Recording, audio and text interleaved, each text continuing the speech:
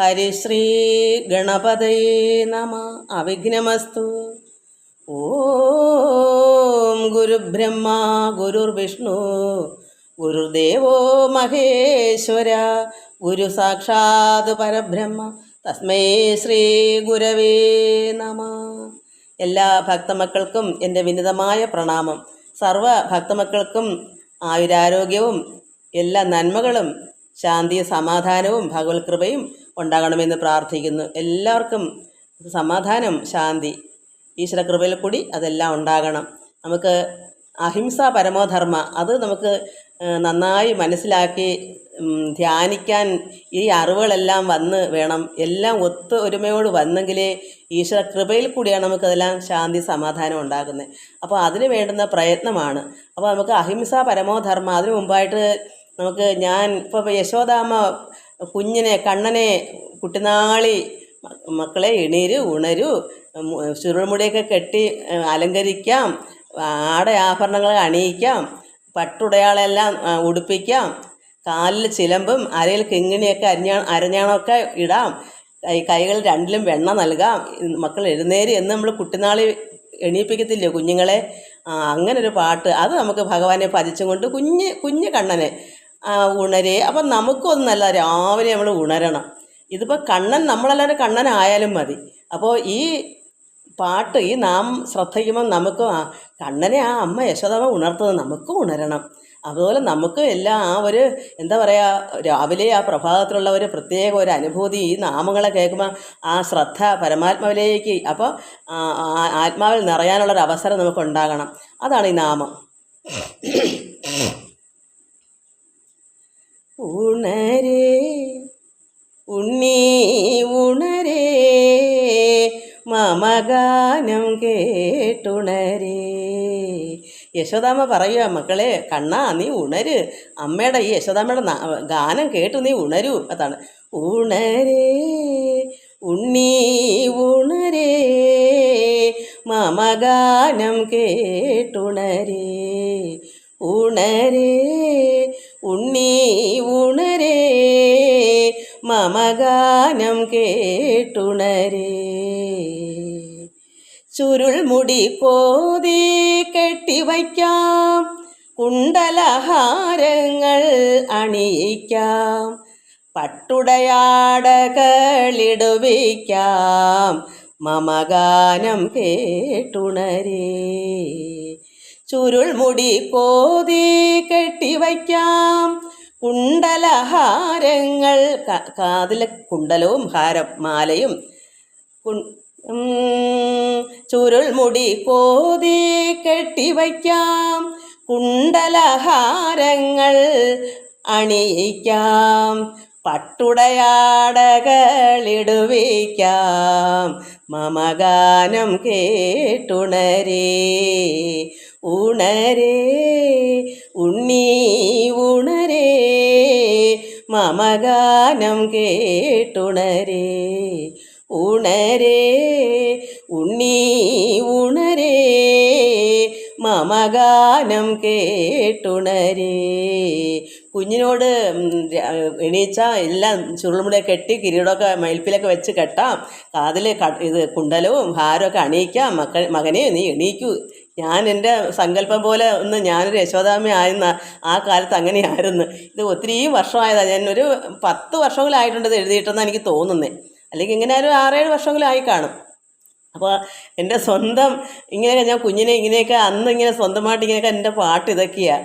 ഉണരേ ഉണ്ണീ ഉണരേ മമഗാനം കേട്ടുണരേ.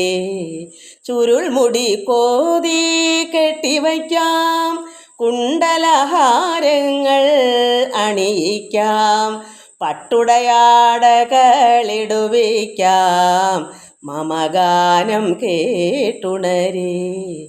ഉണരേ ഉണ്ണീ ഉണരേ മമഗാനം കേട്ടുണരേ. അരയിൽ കിങ്ങിണി പൊന്നരഞ്ഞാണം, കാലിൽ ചിലമ്പും അണിയിക്കാം, അരയിൽ കിങ്ങിണി പൊന്നരഞ്ഞാണം, കാലിൽ ചിലമ്പും അണിയിക്കാം, കൈകൾ രണ്ടിലും വെണ്ണയും നൽകാം, മമഗാനം കേട്ടുണരേ. അരയിൽ കിങ്ങിണി പൊന്നരഞ്ഞാണം, കാലിൽ ചിലമ്പും അണിയിക്കാം, കൈകൾ രണ്ടിലും വെണ്ണയും നൽകാം, മമഗാനം കേട്ടുണരേ. ഉണരേ ഉണ്ണീ ഉണരേ, മമഗാനം കേട്ടുണരേ. ഉണരേ ഉണ്ണീ ഉണരേ, മമഗാനം കേട്ടുണരേ. എല്ലാ ഭക്തമക്കളും ഇത് കേട്ട് രാവിലെ എഴുന്നേറ്റ് ഈ അഹിംസ പരമോധർമ്മം ഇതൊക്കെ നന്നായി മനസ്സിലാക്കിയിട്ട് അതേപോലെ നമ്മുടെ ജീവിതം മുന്നോട്ട് കൊണ്ടുപോകുമ്പോൾ ഈശ്വര അനുഗ്രഹവും അത് ഈശ്വര കൃപയും ഒരു യഥാർത്ഥ ഭക്തനായി മാറാം, ഒരു ഭക്തയായി മാറാം. ഇത് ഞാൻ അങ്ങനെ ആയി മാറിയത് അതുകൊണ്ടാണ് പറയുക. ഇതൊക്കെ ഞാൻ സ്വന്തമായി ഇങ്ങനെ എഴുതുക, ഇതൊക്കെയാണ് എൻ്റെ ജോലി. രാത്രിയിലും പകലും എല്ലാം ഉറക്കത്തിലൊക്കെ ഇങ്ങനെ ഞെട്ടി ഉണർന്നിട്ടാണ് അപ്പോഴാണ് പേപ്പറും പേനയൊക്കെ എടുത്തതൊക്കെ ഇതിങ്ങനെ ഉള്ളിൽ നിന്ന് ഇങ്ങനെ വരുമ്പോൾ അതൊരു എഴുത്താണ്. അങ്ങനെ അങ്ങ് എഴുതിയ ഒരുപാട് ഈ പാട്ടിലൊക്കെ ഇങ്ങനെ എഴുതി സ്വന്തമായിട്ട് ഇതൊക്കെ അത്ര കേൾക്കുന്നത് വലുതായിട്ട് തോന്നൂലല്ലോ. എനിക്ക് തന്ന ആനന്ദമാണ്. അങ്ങനെ ഒരു അനുഭൂതിയായിരുന്നു അന്ന്. അത് എൻ്റെ മക്കൾക്കും ഭക്തമക്കൾക്കും ഇത് അതിൽ ലയിക്കാൻ പറ്റുമെന്ന് എനിക്കും തോന്നുന്നു. അതുകൊണ്ട് ആണ് നമുക്ക് ഓരോ അളവ് പോലാണല്ലോ നമ്മുടെ വാസന എങ്ങനെയുണ്ട് അതുപോലാണല്ലോ ജീവിതം മുന്നോട്ടുള്ളത്. ചിലർക്ക് കൂടുതൽ വാസനകൾ ഇങ്ങനെ ഇതിലേക്ക് കാണും. നമ്മൾ കഴിഞ്ഞ ജന്മങ്ങളുടെ കർമ്മങ്ങളുടെ ഫലങ്ങളാണ്. അന്ന് നമ്മൾ ഈശ്വരാനുഗ്രഹത്തിൽ കൂടുതൽ നേരം ഭഗവാനെ ആരാധിച്ചൊക്കെ ഇനി ഇരുന്നിട്ടുള്ളവരാണെങ്കിൽ ഈ ജന്മം നമുക്ക് പെട്ടെന്ന് ഇതൊക്കെ മനസ്സിലാക്കാനുള്ള ഇത് ജന്മനാഥൻ്റെ വാസന കാണും. അല്ലെങ്കിൽ പിന്നെ നമുക്കിങ്ങനെ കർമ്മം കൊണ്ട് ചെയ്ത് നമുക്ക് ഇങ്ങനെ ആകണം ഭഗവാനിൽ നിന്ന് നമുക്ക് ആഗ്രഹം കൊണ്ട് വർദ്ധിച്ച് വരുമ്പോൾ നമുക്ക് അങ്ങനെ ആയിത്തീരാം. അതുകൊണ്ട് ചിലർക്ക് വാസന കുറവുള്ളവർ കാണും. അത്രയേ ഉള്ളൂ. എല്ലാവർക്കും നമസ്കാരം. നമുക്കിനി അഹിംസ പരമോധർമ്മ. മക്കളെ, നമ്മൾ കഴിഞ്ഞ പ്രാവശ്യം അഹിംസ പരമോധർമ്മ വെച്ചാൽ യഥാർത്ഥമായ ധർമ്മം അഹിംസയാണെന്നുള്ളതാണ്. മനസ്സാ വാച കർമ്മണ ഒരു ദ്രോഹവും ആർക്കും ചെയ്യാതിരിക്കുകയാണ്. അതാ ഒരു ജീവജാലങ്ങൾക്കും. അതാണ് അഹിംസ പരമോധർമ്മം. അതിലെല്ലാ ധർമ്മവും അടങ്ങി അതാണ്. അപ്പോൾ നമ്മൾ കഴിഞ്ഞ പ്രാവശ്യം ചൊല്ലുന്നത് കുപ്പയെ എണ്ണിയിട്ട് കാര്യമില്ല, കുപ്പയിലുള്ളൊരു രത്നത്തിനെ എപ്പോഴും കണ്ട് സുഖിച്ചു കൊണ്ടിടുന്നേ തൻ പദമായത് ആ പരമാത്മാവ്. അതാണ് ആ സുഖം. എന്താണ് ആ സുഖം? ആനന്ദം. അപ്പോൾ ഈ കുപ്പയായപ്പോൾ നമ്മൾ അന്നേരം ഉദാഹരണം എടുത്തത് കുറേ കുപ്പകളെന്ന് പറയുന്നത് ഒരുപാട് ഗ്രന്ഥങ്ങൾ. ഇതിലെല്ലാം യഥാർത്ഥമായ സത്ത്, ആ സാക്ഷി, ആ സത്തത തേൻ അല്ലെങ്കിൽ അമൃത്. വണ്ട് പല പല പുഷ്പങ്ങൾ ചെന്ന് അത് ശേഖരിക്കുന്നത്? അത് വണ്ട് എടുക്കുക? തേനാണ്. അതുപോലെ നമുക്ക് ഏത് ഗ്രന്ഥത്തിലും ഉണ്ട് അതിൻ്റെ രസം, അതിൻ്റെ ഗുണകരമായ സത്ത്. അത് നമ്മൾ മനസ്സിലാക്കി അത് എപ്പോഴും കണ്ട് സുഖിക്കണം. അതാണ് സുഖമാണ്, അത് ആനന്ദമാണ്, അതാണ് തൻപദം. ഈശ്വരൻ്റെ പരമാത്മാവ് അതാണ്, ആ ആനന്ദമാണ്. ഇത് നമുക്ക് എത്തപ്പെടുമ്പോൾ നമ്മൾ അതായി തീരുക, ആ ആനന്ദമായി തീരുക. അതാണ് നമുക്ക് തൻപദം. അതാണ് കുപ്പയിലുള്ള രത്നത്തിനെ ആ ഗ്രന്ഥത്തിലായാലും അല്ലെങ്കിൽ നമ്മളൊരു കുപ്പയാണ്. ഈ നാമും ഈ ശരീരം ഒരു കുപ്പയാണ്. കാരണം അനാത്മാവാണ്. ഇവിടെ ഗ്രന്ഥങ്ങളും എല്ലാം അതിനകത്ത് ഉള്ള സത്തിനെ എടുക്കുക. അപ്പം നമ്മുടെ ഉള്ളിലും ഉണ്ട് ഈ സത്ത്. അതിനെ നമ്മൾ കണ്ടെത്തണം. അപ്പം നമ്മുടെ ഈ പരമാത്മാവെന്ന് പറയുന്ന ഒരു സാക്ഷി, ആ തത്വം, ആ സത്തായിരിക്കുന്ന ഒന്ന് നമ്മുടെ ഉള്ളിലുണ്ട്. അപ്പം ഈ കാണുന്ന ദേഹം എന്താണ്? ഇത് അനാത്മാവാണ്, അത് നശിക്കുന്നതാണ്. അത് കുമിള പോലെ ഇന്നല്ലെങ്കിൽ അല്പസമയം കഴിഞ്ഞാൽ അല്ലെങ്കിൽ നാളെയെങ്കിലും അല്ലെങ്കിൽ ഒരു 10 വർഷം കഴിയുമ്പോൾ ഇതിങ്ങനെ പോകും, നശിച്ചു പോകും. അതുകൊണ്ടാണ് അത് അനാത്മാവ് എന്ന് പറയുന്നത്. ആത്മാവാണെങ്കിലോ നാശമില്ലാത്ത സത്താണ്. അത് ലോകം നിറഞ്ഞിരിക്കുന്ന ഒരു പരബ്രഹ്മ ചൈതന്യ സ്വരൂപമാണ്. അത് ആനന്ദമാണ്. അത് എല്ലാ മനുഷ്യരിലും ഉണ്ട്. പക്ഷെ അത് തെളിച്ചെടുക്കുന്നില്ല.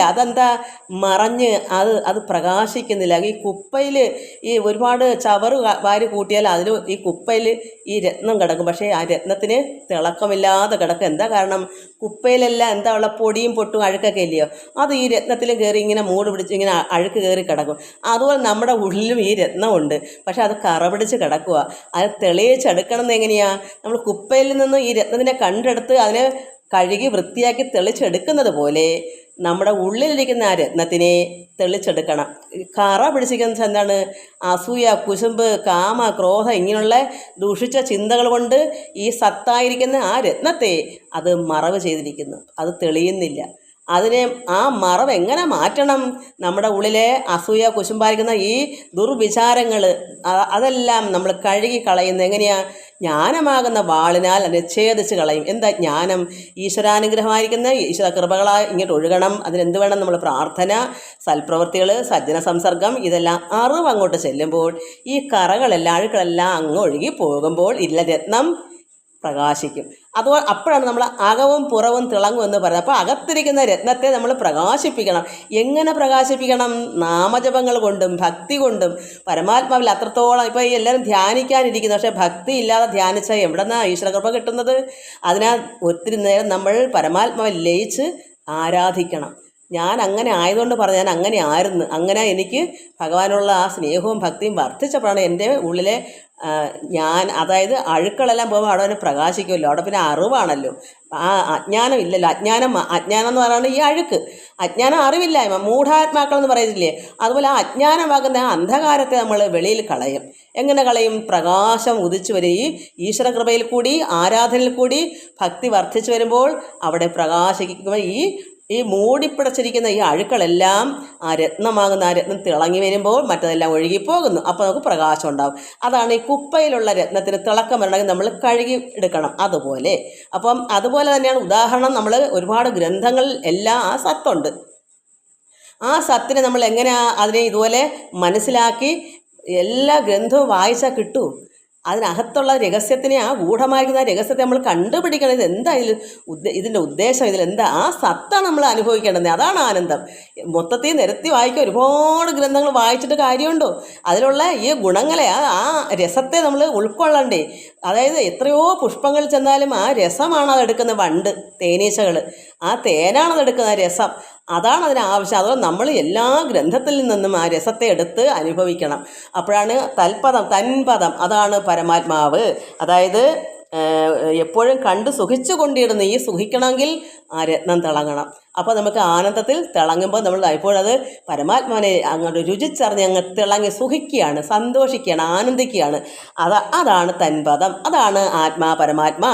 ആ പരമാത്മാവാണ് നമ്മളെല്ലാവരുടെയും ഉള്ളിലുണ്ട്. പക്ഷേ അതിനെ ആരും അറിയുന്നില്ല. ഇങ്ങനെ തിളക്കിയെടുക്കാൻ ആർക്കും അതിന് മെനക്കെടാൻ വയ്യ.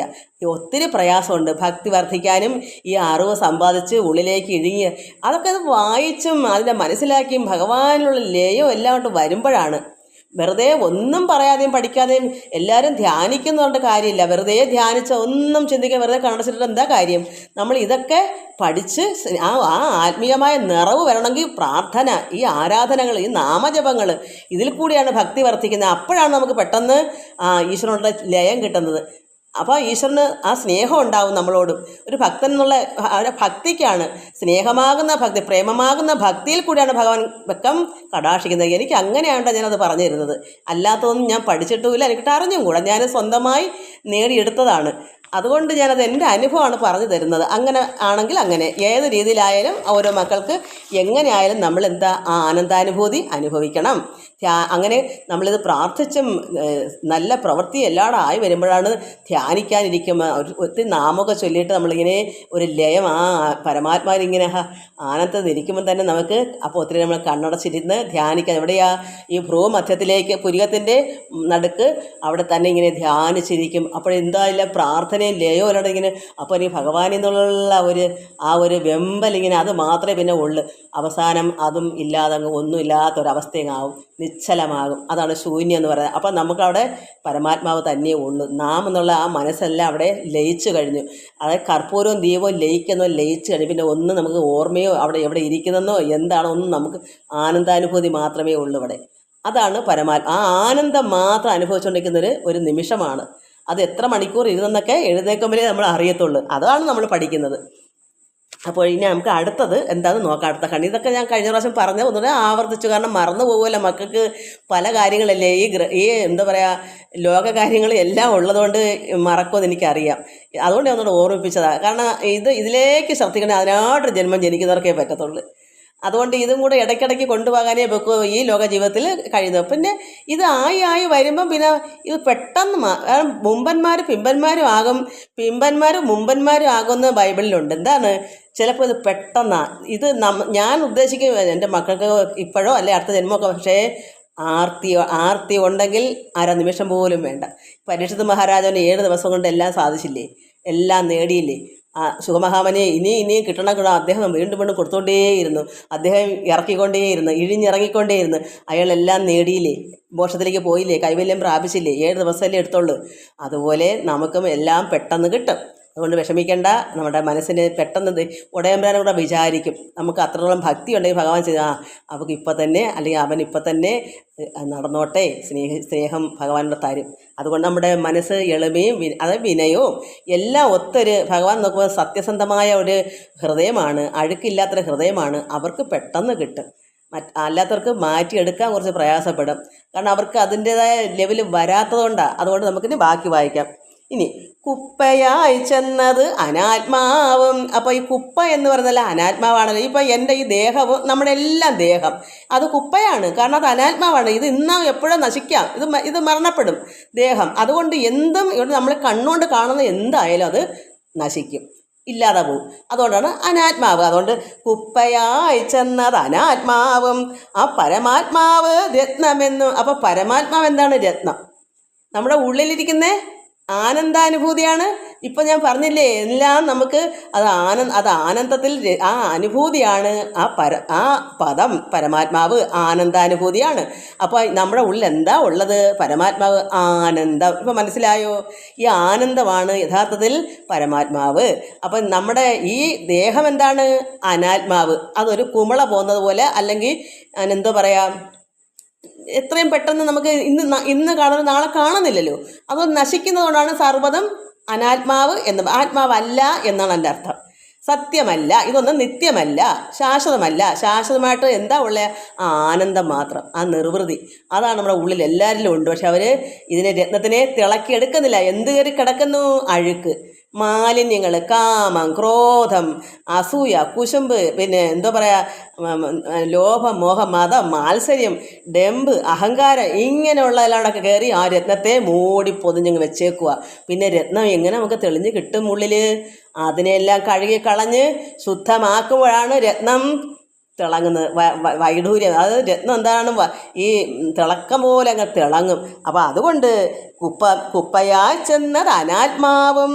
അപ്പം നമ്മൾ നേരത്തെ ഈ പുസ്തക ഗ്രന്ഥങ്ങളെല്ലാത്തിനും ഉണ്ട് രത്നം. അതുപോലെ ഇപ്പം നമ്മുടെ ദേഹമാണ് ഈ കുപ്പയായി ചെന്നത് അനാത്മാവും ആ പരമാത്മാവ് രത്നമെന്നും. അപ്പോൾ പരമാത്മാവ് രത്നം, ഇത് ദേഹം അനാത്മാവ് എന്നുവെച്ചാൽ ആത്മാവല്ല. അതിൻ്റെ ഉള്ളിലിരിക്കുന്ന ആനന്ദ സ്വരൂപമായിരിക്കുന്ന ആ ചൈതന്യമൂർത്തിയാണ് രത്നം. അതുകൊണ്ട് ആ പരമാത്മാവ് രത്നമെന്നും കൽപ്പിച്ചതിനർത്ഥം എന്നറിവാഴ്ക നീ തൽപരബ്രഹ്മത്തിൽ ജ്ഞാനപ്പെണ്ണേ. അപ്പോൾ തൽപരബ്രഹ്മം, ആ തൽപരബ്രഹ്മം എന്താണ്? ഈ കൽപ്പിച്ചു വച്ചേക്കുന്ന ഈ രത്നമാണ്. നമ്മുടെ ഉള്ളിലെ ആ സാക്ഷി, ആ തത്വമായിരിക്കുന്ന ആ സത്തായിരിക്കുന്ന ആനന്ദ സ്വരൂപമാണ് പരബ്രഹ്മം, അല്ലെ പരമാത്മാവ്.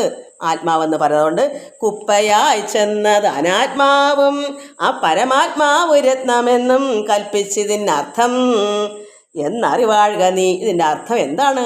നമ്മുടെ ഉള്ളിലെ ആ പരമാത്മാവാണ്, ആനന്ദ സ്വരൂപമാണ് രത്നം. നമ്മുടെ ശരീരമാകുന്നതെല്ലാം അനാത്മാവാകുന്നു, അത് നശിക്കുന്നതാകുന്നു. അതുകൊണ്ട് ആ പരമാത്മാവ് രത്നമെന്നും കൽപ്പിച്ചു. ഇതിൻ്റെ അർത്ഥം എന്നറിവാഴ്ക നീ തൽപരബ്രഹ്മത്തിൽ ജ്ഞാനപ്പെണ്ണി. അപ്പോൾ ആ പരബ്രഹ്മം എന്താണ്? പരബ്രഹ്മം ലോകം മൊത്തം നിറഞ്ഞിരിക്കുന്ന ചൈതന്യം, ആനന്ദം. ഇതാണ് നമ്മളിൽ എല്ലാ ഉള്ളിലും നിറഞ്ഞിരിക്കുന്നത്. പക്ഷേ ആരും അറിയുന്നില്ല. അത് പ്രാർത്ഥനയിൽ കൂടിയും, അതായത് ഭഗവാനുള്ള ഭക്തി, പ്രേമം, അപ്പോഴാണ് നമ്മുടെ ആ പവർ, നമ്മുടെ കുണ്ടലിനി ശക്തിയൊക്കെ ഉണരുന്നതെന്ന് വെച്ചാൽ നമ്മൾ ഉണർത്തുമ്പോഴാണ് തെളിയുന്നത്. അപ്പോൾ അങ്ങനെ പ്രകാശിക്കുക. നമ്മളിങ്ങനെ ഉള്ളം മൊത്തവും നിറഞ്ഞ് ആനന്ദാനുഭൂതി ഇങ്ങനെ വരും. അപ്പോഴാണ് ആ രത്നം അങ്ങനെ വിളങ്ങി വരുമ്പം അകവും പുറവും എന്താ അഗ്നി പോലെ ശോഭിക്കുന്ന അഗ്നി. നമ്മളെ വിറക് കത്തിക്കുന്ന അഗ്നി നല്ല എൻ്റെ അർത്ഥം. അത് ഉദാഹരണങ്ങൾ കൊടുത്തേക്കുന്നേ ഉള്ളൂ. അപ്പോൾ ആ തിളക്കമാണ് നമ്മുടെ ഉള്ളിലെ തിളക്കം. അത് പുറമേ കാണും, എല്ലാവരുടെയും പുറമും അത് പ്രകാശിക്കും. അത് നമ്മൾ കണ്ടില്ലേ, ചില മഹാത്മാക്കളെ കാണാം, അയ്യോ എന്തൊരു തേജസ്സാണ് ആ മുഖത്തോട് നോക്കുക നമ്മൾ പറഞ്ഞു കേട്ടില്ലേ, അത് തന്നെയാണ്. അപ്പോൾ അതാണ് പരബ്രഹ്മം. നമ്മുടെ ഉള്ളിൽ മനസ്സിലായോ? നമ്മുടെ ഉള്ളിലിരിക്കുന്ന ഈശ്വരൻ അതാണ്, ലോകം മൊത്തം നിറഞ്ഞിരിക്കുകയാണ്. അത് നമുക്ക് 1-ാം ക്ലാസ്സിലും 2-ാം ക്ലാസ്സിലും പഠിക്കുന്ന പോലെ വയസ്സ് 90 നമുക്ക് ആ 1-ലും 2-ലും ഇരുന്നാൽ മതിയോ? എല്ലാവരും ഇന്ന് അങ്ങനെ. കുട്ടിനാളിൽ എന്താ കാട്ടുന്നത്? സന്ധ്യാസമയങ്ങളിൽ വിളക്കത്തിക്കുക, കുറച്ച് നാമം ചെല്ലുക, സുഖമായിട്ട് പോയി കിടന്ന് ഉറങ്ങുക, എന്തെങ്കിലും കഴിച്ചുകൊണ്ട് കിടക്കുക, തീർന്ന്. എല്ലാം അത്രയേ ഉള്ളെന്നാണ് കരുതുന്നത്. അതുപോലെ അതിനുശേഷം വൈകുന്നേരം ആകുമ്പോൾ കുളിച്ച് തൊഴുത് അമ്പലത്തിൽ പോകും. എന്തോ അങ്ങ് അവിടെ ചെന്ന് ഭഗവാനോട് കുറേ കാര്യങ്ങളൊക്കെ പറയണം, എന്തൊക്കെയോ പറയണം. അതാണ് ആനന്ദം എന്നൊക്കെയാണ് അവർ, ഈ ലോക ചിന്തയാണ് അവർക്ക് അറിയുള്ളൂ. പക്ഷെ ഉള്ളിലിരിക്കുന്ന ആ തത്വത്തെ മനസ്സിലാക്കി ആനന്ദ നിർവൃതി അടയണമെന്നൊന്നും അറിയാത്തത് കൊണ്ടാണ്. ആ രുചി അറിഞ്ഞു കഴിഞ്ഞാൽ പിന്നെ അപ്പോൾ പിന്നെ ആ ആനന്ദം നമുക്ക് എല്ലായിടവും എവിടെ ഇരുന്നാലും, നമ്മൾ ബാത്റൂമിൽ ഇരുന്നാലും, നമുക്ക് എവിടെ കുളിച്ചുകൊണ്ടിരിക്കുമ്പോഴും എപ്പോഴും നമുക്ക് സർവ്വതാ അത് എപ്പോഴും ആ പരമാത്മാവിൽ നിറഞ്ഞു തന്നെ ഇരിക്കുന്നൊരു വ്യക്തിക്ക്, ആ വ്യക്തിക്ക് അത് ഇല്ലെങ്കിൽ വേണ്ടി നമുക്ക് അയ്യോ എവിടെ പോട്ടെ എന്തോ എന്തോ വിഷമോ, അത് നമ്മുടെ ഓടുന്നത് എന്താണ്? ആ പ്രകാശം ഉള്ളിൽ ഇല്ലാത്തതുകൊണ്ടാണ്. ഏത് സമയത്തും നമ്മളത് ആ ഒരു പ്രകാശം നമ്മുടെ ഉള്ളിലുണ്ടെങ്കിൽ നമ്മൾ ആനന്ദമാണെങ്കിൽ നമുക്ക് ആ ദുഃഖം ഇല്ലാതെ എപ്പോഴും സന്തോഷമാണ്. നമുക്ക് എവിടെ പോകണം? സന്തോഷം കേട് വരുമ്പോഴല്ലേ നമുക്ക് എവിടെയോ അമ്പലത്തിൽ പോകാൻ. എനിക്കൊന്ന് മനസ്സിന് ഭയങ്കര പ്രയാസം, വിഷമം, എന്തൊക്കെയോ ചില ദുഃഖങ്ങൾ, ഇതാ എന്നും പറഞ്ഞാൽ നമ്മൾ പോകുന്നത് അവിടെ ചില സമാധാനം കിട്ടുമെന്നും പറഞ്ഞാണ്. പക്ഷേ ഈ സമാധാനം നമ്മുടെ ഉള്ളിലുണ്ട്, അത് നമുക്ക് എടുക്കാൻ അറിയാത്തതുകൊണ്ടാണ്. അത് കിട്ടിക്കഴിഞ്ഞാൽ എവിടെയെങ്കിലും പോകണോ? നമ്മളെപ്പോഴും ആനന്ദ നിർവൃതിയല്ലേ ഇരിക്കുക. ആ ഉള്ളിൽ രത്നം നമ്മൾ തിളക്കി വെച്ചേക്കാണെങ്കിൽ പിന്നെ നമുക്ക് എവിടെ പോകണം? എവിടെ പോയാലും അത് കിട്ടത്തുമില്ല. നമ്മളെ ഉള്ളിലാക്കേണ്ടത് നമ്മുടെ ഉള്ളിൽ തന്നെ ആക്കിയെടുക്കുകയാണ് ചെയ്യുന്നത്. അത് അമ്പലത്തിൽ പോയാൽ കിട്ടത്തില്ല. അവിടെ പോയാൽ നമ്മുടെ ദുഃഖ ദുരിതങ്ങളും കുറച്ച് കണ്ണുനീര് ഒഴുകി ഭഗവാനെ പ്രാർത്ഥിച്ച് അപ്പോൾ നമ്മൾ ഓരോ കാര്യങ്ങളും ഭഗവാനെ എനിക്ക് ഇന്ന വിഷമങ്ങളും ദുഃഖം, എനിക്ക് അത്രമാത്രം എനിക്ക് സങ്കടം സഹിക്കാൻ വയ്യെന്ന് പറഞ്ഞ് നമ്മൾ ഈശ്വരനെ അത്രത്തോളം ആരാധിക്കുമ്പോൾ ഭഗവാൻ അതിന് കുറച്ച് എന്താ തരിക, കുറച്ച് ആശ്വാസം തരും. എൻ്റെ ഭക്തനെ അറിഞ്ഞൂടല്ലോ, കുട്ടിയല്ലേ. കാരണം അറിവില്ലാത്ത വല്യമ്മമാരായാലും കുട്ടികളാണ്, അറിഞ്ഞൂടാത്തതുകൊണ്ട് ഇത്രയ്ക്ക് അവർക്ക് അറിവുള്ളൂ. അത് ഭഗവാൻ അപ്പോൾ താങ്ങും. നമുക്ക് വേണ്ടുന്നതെല്ലാം ഭഗവാൻ അപ്പോൾ തരും. കാരണം അറിവില്ലായ്മ കൊണ്ട് ഒരു കുട്ടിക്ക്, ഭഗവാന്റെ കുട്ടികളാണ് നമ്മളെല്ലാവരും. നമ്മൾ അറിഞ്ഞില്ലെങ്കിൽ നമുക്ക് വേണ്ടുന്ന അങ്ങനെ നമുക്ക് അറിയൂ. ഭഗവാന്റെ നിന്ന് ചോദിക്കാനും വീട്ടിലെ വിഷമങ്ങളും ദുരിതങ്ങളും ചോദിച്ച് വാങ്ങിക്കാനേ അറിയത്തുള്ളൂ. അത് ഭഗവാൻ അറിയാം. അതിന് നമുക്ക് ഒരു ഗുരുവോ ഇതുപോലെ എന്തെങ്കിലും കേട്ട് ഒക്കെ മനസ്സിലാകുമ്പോഴേ നമ്മൾ അതിലേക്കുള്ള ശ്രദ്ധ പോകും. അതിനാണ് നമ്മൾ അമ്പലത്തിലൊക്കെ പോയി സജ്ജനങ്ങളുമായിട്ട് സംസർഗം ചെയ്യുമ്പോഴാണ് കുറച്ച് കിട്ടുന്നത്. വീട്ടിൽ തന്നെ ഇരുന്നാൽ കിട്ടൂ? വീട്ടിൽ ഇരുന്ന് അറിവില്ലായ്മ കൂടി വരുന്നതല്ലേ ഉള്ളൂ. അല്ലെങ്കിൽ ഇതൊക്കെ ഇരുന്ന് വായിച്ചാൽ തന്നെ ഇതിന് ആരാ അർത്ഥം പറഞ്ഞു തരുന്നത്? എല്ലാവർക്കും ഇതിന് അർത്ഥം അറിയാൻ പറ്റുമോ? ഒന്നുമില്ലല്ലോ. ഭാഗവതം വായിച്ച അനേകം മക്കൾ എന്നെ വിളിക്കാറുണ്ട്, അമ്മ ഇത്ര നാൾ ഞാൻ ഒന്നും അറിഞ്ഞല്ല വായിച്ചത്, ഇപ്പം ഇച്ചിരിയൊക്കെ മനസ്സിലാകുന്നത്. ഒട്ടും അറിവില്ലാത്ത എൻ്റെ ചെറിയ എനിക്കും അറിവില്ല. അത് എന്തെങ്കിലും അല്പം ഉണ്ടെങ്കിൽ അത് മനസ്സിലാക്കിയതുകൊണ്ട് കുറച്ചൊക്കെ മനസ്സിലാവുന്നത് എന്ന് പറയുമ്പം അല്ലാതെ നമുക്ക് മനസ്സിലാവൂ? അപ്പോൾ അമ്പലത്തിൽ പോകുമ്പോൾ സപ്താഹങ്ങൾ ഇങ്ങനെയുള്ള ഭക്തന്മാരുടെ ഈ നാമങ്ങൾ ഇതൊക്കെ കേൾക്കുമ്പോൾ കുറേശ്ശെ ഈ പോകുന്നത് അല്ലാതെ കിട്ടുന്നത്. അതുകൊണ്ട് അമ്പലം ആർക്കാണ് ആവശ്യം? LKG, UKG, 1-ാം ക്ലാസ്, 2-ാം ക്ലാസ്, ഇങ്ങനെ താഴെ ഉള്ള ഒട്ടും അറിയാത്തവർക്ക് അമ്പലത്തിൽ പോയി ഇതൊക്കെ കേട്ട് അവിടെ ചെന്നിരുന്നത് ഇതൊക്കെ അയ്യോ ഇങ്ങനെയൊക്കെയാണല്ലോ നാരായണ നാമങ്ങളൊക്കെ ചെല്ലുമ്പോൾ അത് കേട്ട് ചൊല്ലുക, ഭഗവാൻ ഭക്തി വർദ്ധിക്കുക. അതാണ് സജ്ജന സംസർഗം എന്ന് പറയുന്നത്. അപ്പോൾ അവർ അതിൻ്റെ അർത്ഥങ്ങൾ പറഞ്ഞു തരും. ഇത് അയ്യോ എന്തൊരു ആനന്ദമാണ്. അപ്പോൾ നമുക്ക് ആനന്ദം തോന്നും. പക്ഷെ പിന്നും അവിടെ നിന്ന് ഇറങ്ങി പോരുമ്പോൾ ഇല്ല. എന്താ കാരണം? അമ്പലത്തിലേ ഉള്ളു, പിന്നെ അടുത്ത ദിവസം പോകണം. പക്ഷെ നമ്മുടെ വീട്ടിൽ ഇത് നിവസനം ഉണ്ടെങ്കിൽ നമുക്ക് അത് ഇവിടെ അയവിറക്കണം. ഇവിടെ വന്നൊരു ഭാഗവതം വാങ്ങിച്ചിട്ട് അന്ന് അവിടെ കേട്ടതും നാമങ്ങൾ ഇവിടെ നിന്ന് ചൊല്ലുമ്പോൾ നമ്മൾ പശുക്കൾ പുല്ല് തിന്നിട്ട് അയവിറക്കുന്നത് പോലെ അത് എവിടെയെങ്കിലും കിടന്നാണ് അത് അല്ലെങ്കിൽ നിന്ന് അത് വിശ്രമിക്കുമ്പോൾ അങ്ങ് അയവിറക്കി ദഹിപ്പിക്കുക. ഈ തിന്ന് അന്നേരം അങ്ങ് മിഴുങ്ങി ഇറക്കുന്ന മൊത്തം തിരിച്ചിങ്ങോട്ട് വന്നിട്ട് അയവിട്ടും. അതുപോലെ കേട്ടത് മൊത്തവും ഭഗവാനെ ഞാൻ എന്ന് അവിടെ ചെന്നപ്പോൾ എന്തൊക്കെയാണ് കേട്ടത്? ഒരു സ്വാമിയുടെ പ്രാർത്ഥന വായന, എന്തൊരു ആനന്ദമായിരുന്നു. നമ്മളത് വെറുതെയെങ്കിലും ഒന്ന് ചിന്തിച്ചാൽ മതി. സന്ധ്യയ്ക്ക് നാമം ചെല്ലുമ്പോൾ ഭഗവാനെ എന്തായാലും എനിക്കും ഒന്ന് പഠിക്കണം കണ്ണാ, എനിക്കും ഈ ആനന്ദം എനിക്കും വേണം. അവിടെ വന്നപ്പോൾ അത് കേട്ടപ്പോൾ എന്തൊരു സന്തോഷം, എന്തൊരു തേജസ് ആ സ്വാമിക്ക്, ആ വായന എന്ത് രസമാണ്, എനിക്കും അങ്ങനെ ചെല്ലണം എന്ന് പറഞ്ഞ് നമ്മളൊന്ന് ഇരുന്ന് വെക്കുക. അപ്പോഴേ കൃപ ഇങ്ങോട്ട് ഇറങ്ങി വരും. കാരണം ഭഗവാൻ അറിയാം ഈ കുട്ടിക്ക് അറിവില്ലായ്മ കൊണ്ടാണ് ഇത്ര നാൾ ഇപ്പം കണ്ടോ ഒന്ന് കേട്ടപ്പോൾ അതിൻ്റെ ഹൃദയം കണ്ടോ തുടിക്കുന്നത്, ഇനിയും കേൾക്കണമെന്ന്. പരീക്ഷിത് മഹാരാജ വീണ്ടും കേൾക്കണമെന്ന് പറഞ്ഞതുപോലെ എന്താ അതിന് പറയുന്ന ഒരു ആർത്തി അതങ്ങോട്ട് വരും. ഭഗവാൻ അതിൻ്റെ അവസരം നമുക്ക് തരും. നമ്മുടെ ആർത്തി ഇല്ലാതെ ഈശ്വരൻ തരത്തില്ല. ഏതിനും നമ്മൾ ആർത്തി പോലെ ചെയ്തെങ്കിലേക്ക് ആത്മീയമായാലും അതുപോലെ നമ്മൾ ലൗകികമായാലും എത്രത്തോളം ആഗ്രഹിച്ചാലാണ് അല്പം കിട്ടുക. അത് എങ്ങനെ ആഗ്രഹം? വെറുതെ അത് വേണേ ഇതാണ്. അപ്പോൾ ഭഗവാനോട് അത്രത്തോളം അഭയം പറഞ്ഞ് വേണം നമ്മൾ ആർത്തി പിടിക്കുക, എന്നാലേ ഈ ലൗകികമായതായാലും കിട്ടത്തുള്ളൂ. ലൗകികമായ ആഗ്രഹത്തിലായാലും നമ്മൾ അത്രത്തോളം ഇഴിഞ്ഞ് കിണഞ്ഞ് നമ്മുടെ അമ്മയടുത്ത് അച്ഛനടുത്ത് ഇങ്ങനെ പറഞ്ഞ് അമ്മയുടെയും ഒക്കെ പുറത്തോട്ട് കെട്ടിപ്പിടിച്ച് അമ്മ എനിക്കത് താ താ താ എന്ന് പറഞ്ഞിങ്ങനെ നിർബന്ധപൂർവ്വം പറയുന്ന ഒരു ആർത്തി ഉണ്ടല്ലോ, അത് തന്നെയാണ് ഭഗവാനോടും അങ്ങനെയാ പറയേണ്ടത്. അല്ലാതെ വെറുതെ പരമണ്ണം കൊടുക്കത്തില്ല ഭഗവാൻ, നമുക്കുള്ള വെപ്രാളം പോലെ ഇരിക്കുമല്ല. അതുകൊണ്ട് ഇവിടെ എന്താണ് പറയുന്നത്?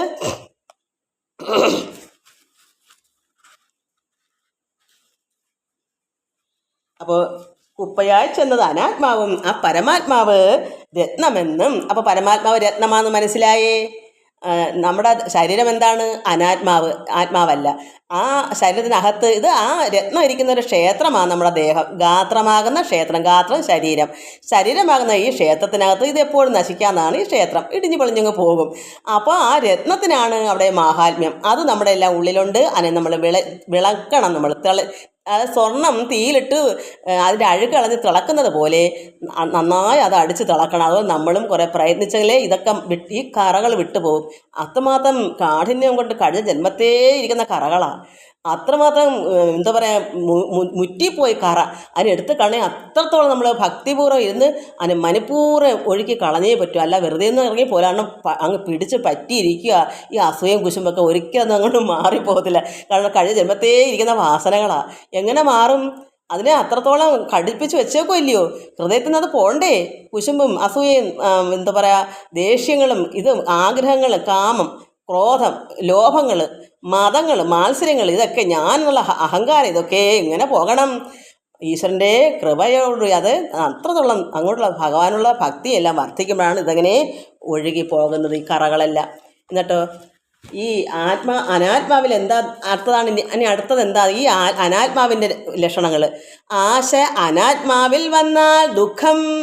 ഈ അനാത്മാവെന്ന് പറഞ്ഞാൽ ഈ ദേഹത്തിൽ ആശ വന്നാൽ നമുക്ക് ദുഃഖമാണ്. ഇതിനകത്ത് ഈ ദേഹത്തെ നമ്മൾ ഒരുക്കണം, മാലകൾ അണിയിക്കണം, കുണ്ടല അണിയിക്കണം, വളകൾ ഇടണം, ഡ്രസ്സ് നല്ല പട്ട് ഉടുക്കണം, ശരീരത്തിന് എങ്ങനെ എന്താ ആശ വെച്ചേക്കോ. എല്ലാം നമ്മുടെ ദേഹത്തിന് വേണ്ടിയാണല്ലോ ഒരുക്കങ്ങൾ ഈ ലോകത്ത്, ഈ ലൗകികമായ ലോകം, ഭൗതികമായത്. അത് ആശ, ദേഹത്തിന് വേണ്ടുന്ന ആശ. അല്ലെ നല്ല വസ്ത്രങ്ങൾ, നല്ല വീടുകൾ, നല്ല കാർ, ഇതൊക്കെ എല്ലാം ദേഹത്തിന് വേണ്ടുന്ന ആശകളാണ്. അതുകൊണ്ട് ഈ ആശ അനാത്മാവിൽ വന്ന ദുഃഖമാണ്. നമുക്ക് ദേഹത്തിന് വേണ്ടുന്നതാണ് ഈ ആശകൾ, ഈ ലോകത്തിലുള്ള ആശകൾ. രത്നത്തിന് വേണ്ടുന്ന ആശ നമ്മൾ പറഞ്ഞു. നമ്മുടെ ഉള്ളിലെ രത്ന, ആ ഖനി, ആ തിളങ്ങുന്ന രത്നം നമ്മുടെ ഉള്ളിലുണ്ട്. അതിനെ തിളക്കിയെടുക്കണം. ഈ വേണ്ടാത്ത വിചാരങ്ങളെല്ലാം ഉള്ളിൽ നിന്ന് കളയണം, അപ്പോഴത് തിളങ്ങും. പക്ഷേ ഇപ്പോൾ ഇതിനകത്ത് ഇനി പറയുന്നത് ആശ അനാത്മാവിൽ, ഈ ദേഹമാകുന്ന അനാത്മാവിൽ വന്ന ദുഃഖം, ആഗ്രഹങ്ങളുടെ ഒരളവ് അത്രമാത്രം നമ്മുടെ ദേഹത്തിന് വേണ്ടിയുള്ള ആഗ്രഹങ്ങൾ. അതെന്താണ് ദുഃഖം? നാശം അനാത്മാവിനുണ്ടല്ലോ. ഈ നാശം, ഈ ആത്മാവെന്ന് പറഞ്ഞാൽ സ്വർണ്ണമായാലും എന്തുമായാലും ഈ ലോകത്തുള്ള എല്ലാം അനാത്മാവാണ്, ആത്മാവല്ല. അതുകൊണ്ട് അതെല്ലാം നശിക്കുന്നതാണ്. അതുകൊണ്ട് അത് ദുഃഖപ്പെടും.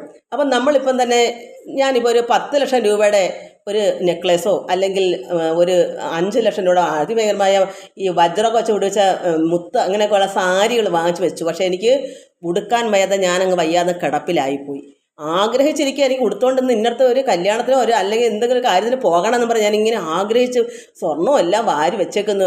അത് ഇന്ന് നാളെയോ ഒക്കെ ഇട്ടുകൊണ്ട് പോകണം, ഇന്ന കാര്യം വരുന്ന ആഗ്രഹിച്ചിരിക്കുക. പക്ഷേ ഞാൻ പെട്ടെന്ന് നിന്നാലേ അനാത്മാവിന് നാശമുണ്ടല്ലോ. അപ്പം ഞാൻ ഇന്നങ്ങ് വീണ് പൊടക്കുക. എനിക്കിടന്ന് ഇത് ഇടുകയോ അല്ലെങ്കിൽ ഇത് ഉടുത്തോണ്ട് പോകാനോ എനിക്ക് പിന്നെ പറ്റിയില്ല. ഞാൻ എത്രമാത്രം ദുഃഖിക്കണം.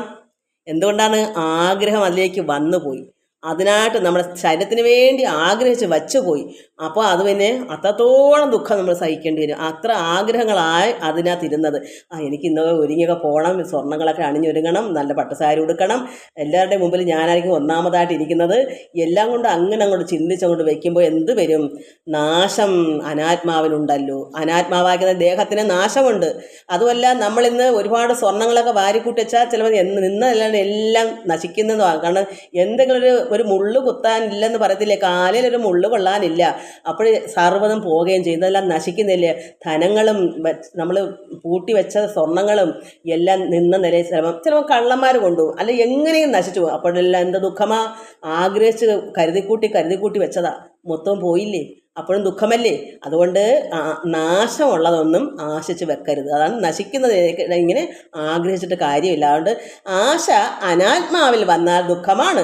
ഈ അനാത്മാവിനകത്ത് വേണ്ടുന്ന ഈ ശരീരത്തിന് വേണ്ടുന്ന ആഗ്രഹങ്ങൾ ഉണ്ടാക്കി കൂട്ടി വെക്കുമ്പോൾ അത് ദുഃഖമാണ്. എപ്പോഴും ദുഃഖം. കാരണം നമുക്ക് ഇന്ന് വരും, നാളെ അത് പോകും.